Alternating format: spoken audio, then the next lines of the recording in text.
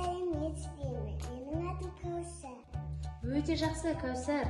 Қазір біз тәжірибе жасаймыз, иә? Қандай тәжірибе жасаймыз? Көпіршік, вулкан жасаймыз, иә?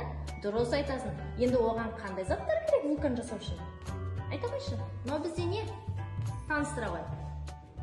Су. Сосын. Лимон қышқылы. Және Су. су керек, дұрыс айтасың. Енді алдымен не істейміз біз? Вулкан болу үшін лимон қышқылы мен соданы араластырамыз, иә? Қасықты ала қой. Міне лимон қышқылын маған 2 қасық салшы.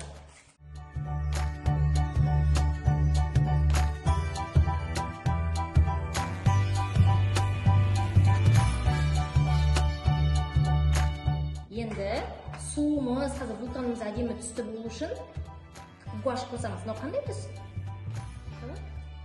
Қызыл түс. Жарайсың. Енді қазір мынаны құяйық. Әдемі түс шығарайық, иә? Араластыра қой.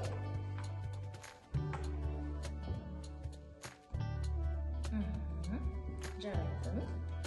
Енді қайда? Қане вулканымызды құямыз, көрейік. Не болады екен? Көпіршіктер шығып жатыр ма? Қандай көпіршік шығып жатыр? Қызыл көпіршіктер шығып жатыр ма? Вулканға ұқсайды ма? Ұқсайды, иә? Тағы құя қой, қанекей. Өте жақсы.